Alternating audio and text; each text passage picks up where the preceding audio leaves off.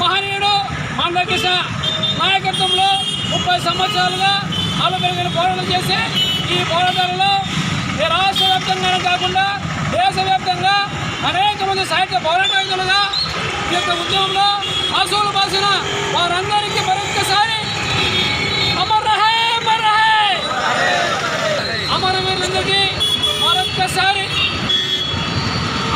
తెలియజేస్తున్నాం. వీళ్ళ యొక్క ప్రాణాలు వీళ్ళ యొక్క త్యాగాలు వృధాగా పోలేదు. ఈ యొక్క మాదిగన్నకి వర్గీకరణ మందకృష్ణ మాదిగన్న గారి ఉద్యమంలో భాగంగా దాదాపు 30 సంవత్సరాలుగా ఈ యొక్క వర్గీకరణ ఉద్యమం కోసం అలుపెరగని పోరాటాలు చేస్తూ తమ ప్రాణాలు సైతం పణంగా పెట్టి ప్రాణాలను కోల్పోయినటువంటి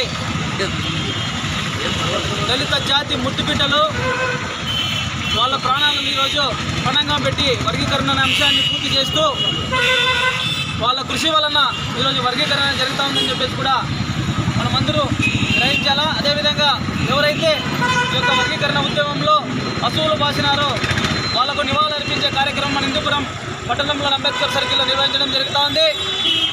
అందులో భాగంగా ఈ కార్యక్రమానికి ఇచ్చేసినటువంటి యావత్ దళిత జాతి ముద్దుబిడ్డకు కూడా కృతజ్ఞతలు తెలియజేస్తూ ఉన్నా. ఎందుకంటే